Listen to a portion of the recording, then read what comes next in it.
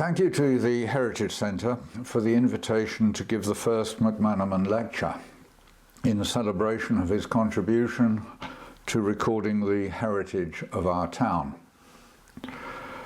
I understand it to be current practice to give what is known as a trigger warning for matters that might disturb one's audience. Therefore, I give warning that there are references to a dung, urine, and a disease that may be distasteful to some. But anyway, some of you may have heard my first presentation in which I explored the development of the local road system and the bridge. This work led me to think more about the issues behind some of these developments in transport, how and why they came about, the technologies that enabled them, and the impacts on the more mundane aspects of life in our town. I began to realize that I'd set myself a rather wide-ranging challenge. So I've limited my context to before the beginning of the 20th century, 1900. Modes of transport did not develop on a single timeline, but overlapped one with another. This is very apparent with my first subject, the pack-horse train.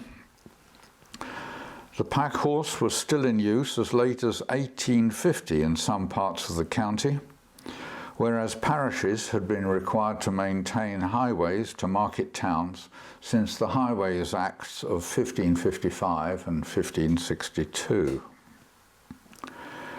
Cartwright, writing in 1889, 4 years after the railway opened in Bampton, noted, "In Devon and Cornwall, they have few wheeled carriages by reason of the steep hills, but everything is carried either on hooks on each side of the horses, which are long or short according to the nature of the burden."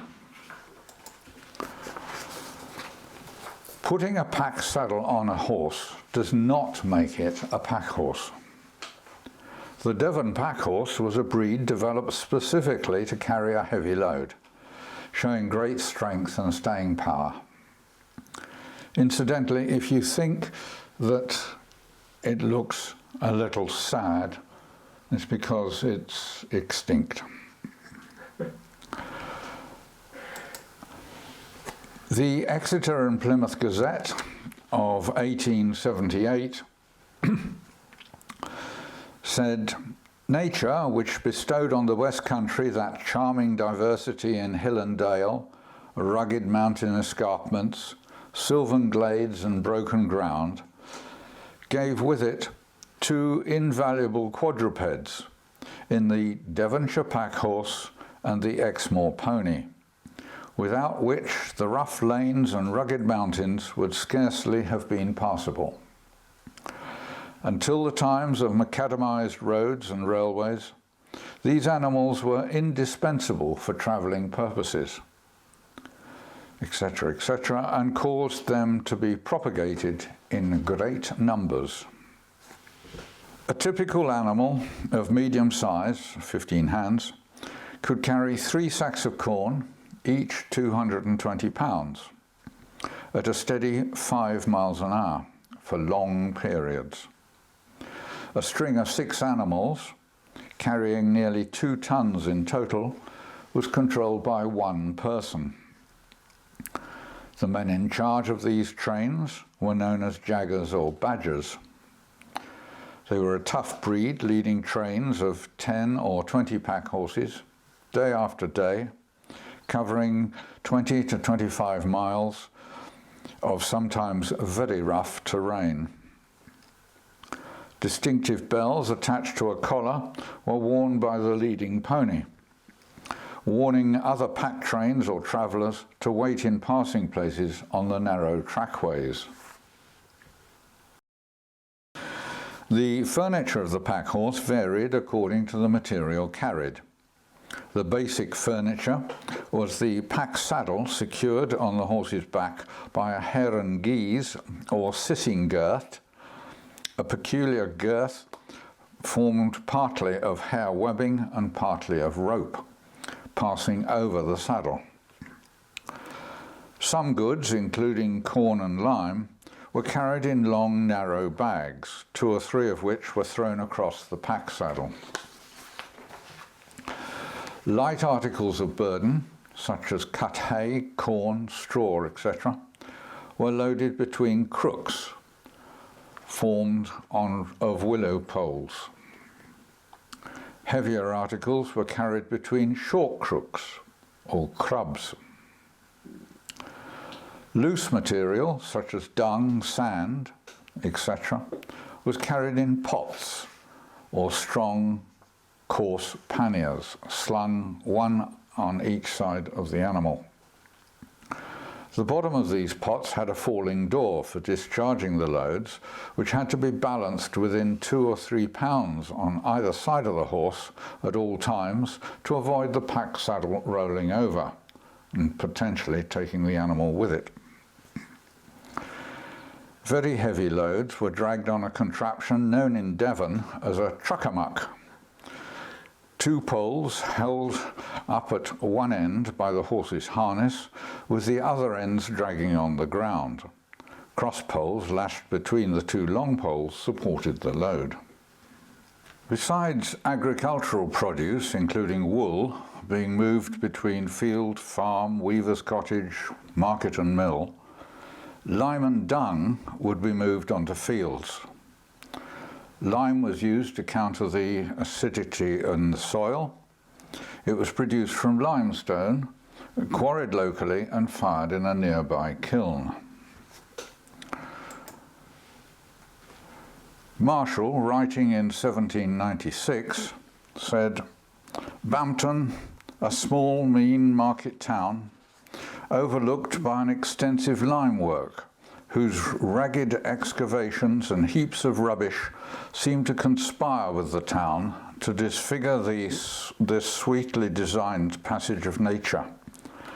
But the face of a country cannot be disfigured to a better purpose than that contributing to its improvement. These works are said to have been carried on time immemorial for the purposes of husbandry." He also recorded, at the bottom on the slide, "The fuel of these lime works is Welsh coolm, fetched by land from Watchet, 15 miles. Each kiln would need a supply of coolm, or anthracite dust, to layer with the limestone. Now, whilst it is impossible to know how many kilns were operational at any one time, there are the remnants of at least 13 in and around the town. Imagine the smoke, fumes, dust lying over the town. This level of activity implies a regular and substantial supply of coolm, since 1 barrel of coolm will burn 10 or 12 of lime. But delivery of the coolm was only part of the story. Limestone had to be moved from quarry to kiln, and the resultant lime had to be collected and spread from 3 to 10 loads of 5 barrels to an acre. This is a significant logistical task, particularly in hill country, and allows me to introduce my first wheels, the Bampton Barrow. In 1928, Sheldon wrote, "Bampton was another great distributing centre. Here the stone was drawn from the quarries to the kilns in 3-wheeled horse barrows, a very ancient form of conveyance in use in Devonshire since time out of mind."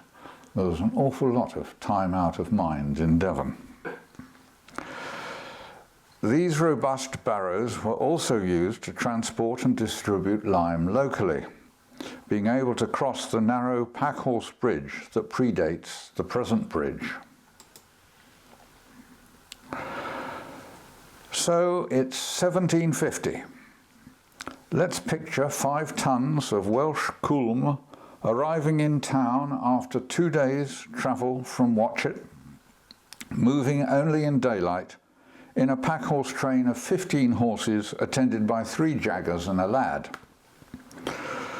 They head for the inn that will provide accommodation, ale, and importantly, pasture for the animals.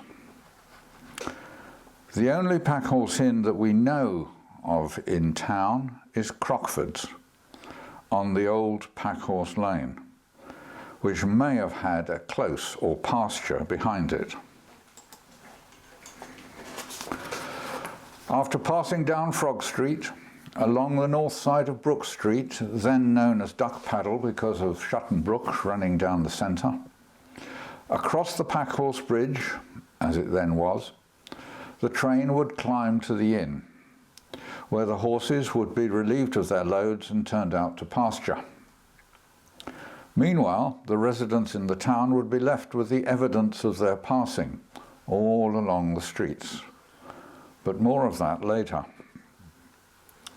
For centuries, Devon depended upon the pack-horse as the only mode of transport and an infrastructure developed around it. Regrettably, the Industrial Revolution eventually overtook the pack-horse.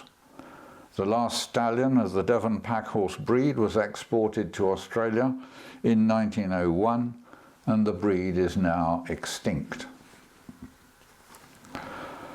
So how do we get from this, the bridle path, to this, the cartway, from legs to wheels? An Act of 1691 directed no horse causey, a bridle path, should be less in breadth than 3 feet, and no cartway to a market town less than 8 feet. Wheel transport, such as the oxen or horse-drawn wagon, required greater width of track than a laden pack-horse, unless the use of crooks necessitated a similar width to a wagon. So a bridle path of 3 feet could become a cartway of 5 feet, suitable for both by cutting away the sloping sides. However, this did not resolve the problem of gradients and surface, nor incidentally comply with the Act. So routes were selectively improved by widening and stoning, with many bridle paths and pack-horse routes being abandoned. With improvements in roads came developments in carriages through the 18th century. The carriages became lighter, and the introduction of steel springs in the 1760s enabled higher speeds. However, greater speed required more horses, which, with their feed, formed the greater part of operator costs. Better horses were bred that did more work for less feed and were better suited to the higher speeds. From 1784, mail coaches were progressively introduced on major routes. Unlike the slower stage coaches that catered for passengers and goods, mail coaches were designed for speed and not for the comfort of the passengers, stopping only to deliver mail and change teams.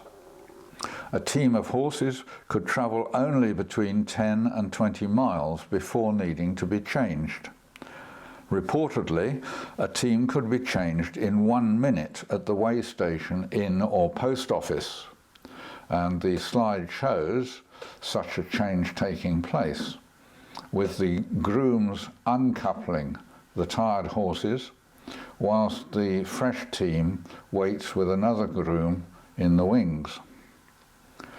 The passengers have not got down from the coach, but are served drinks from the inn, and the mail is handed to the postboy, who will be taking the mail onward to outlying areas.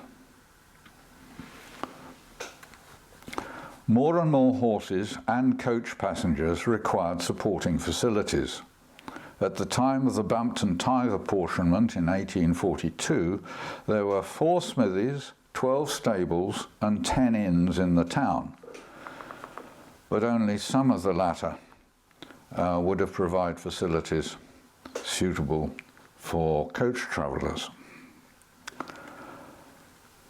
Turnpike Acts authorised a trust, often a group of local worthies, to levy tolls on those using the road, and to use that income to repair and improve the road. They could also purchase property to widen or divert existing roads.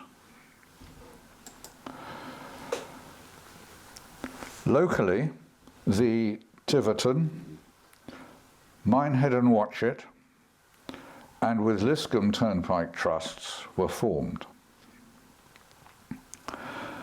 The first turnpike to enter Bampton was the old Tiverton Road in 1758.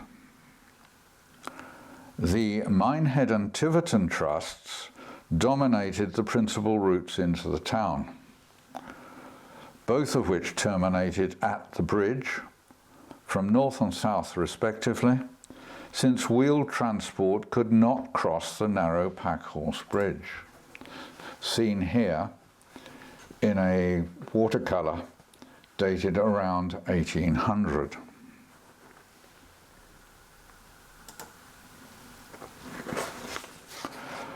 Perhaps of greater significance were the new Exe-Valley Turnpike of 1813 and the South Molton Turnpike of 1827.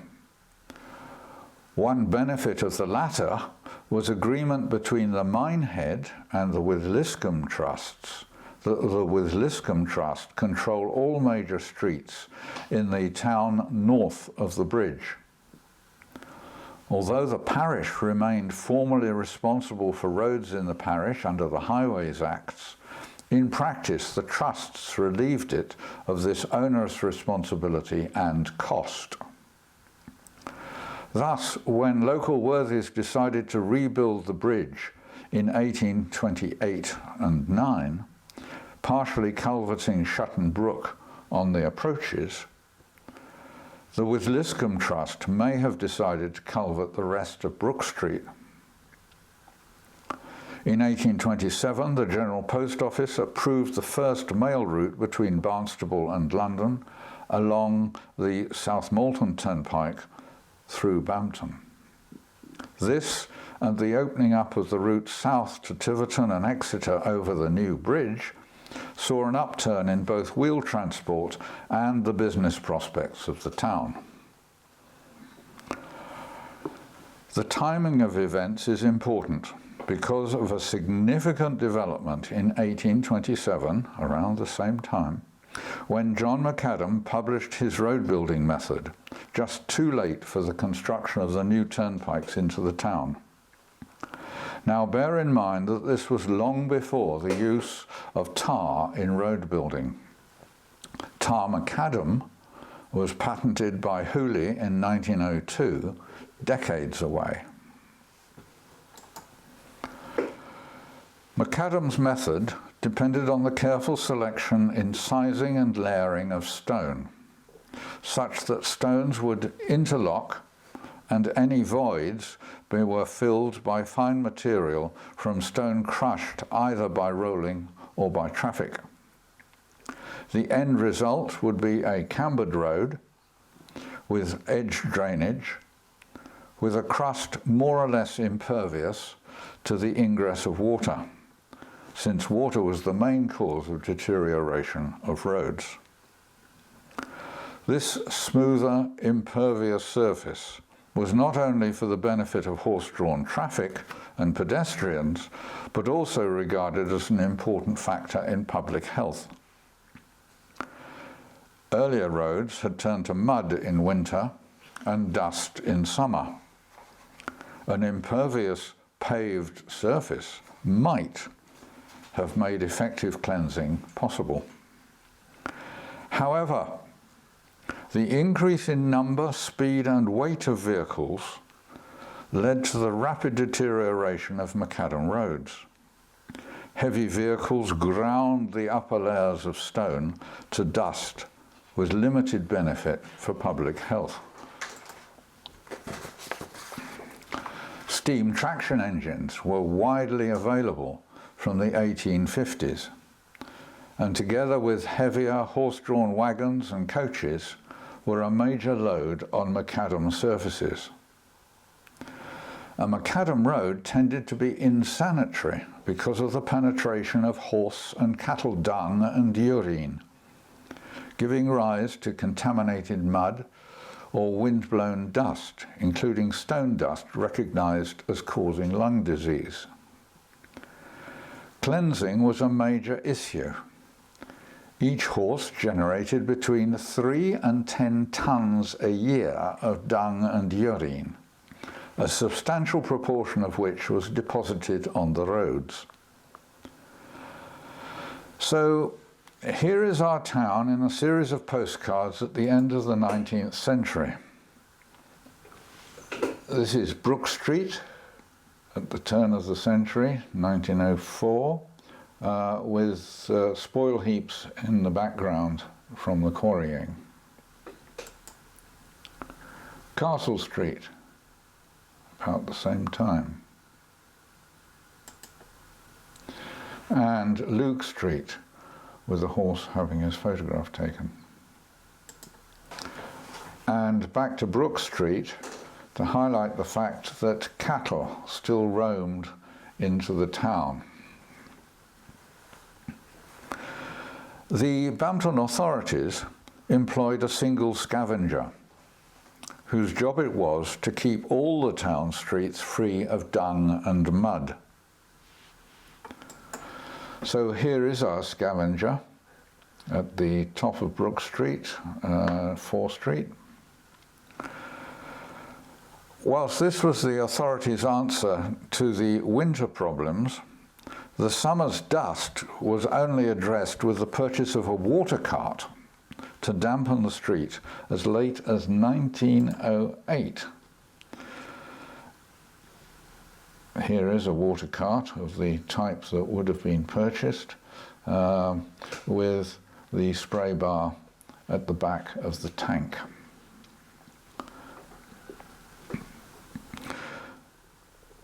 The Exeter and Plymouth Gazette hailed the decision.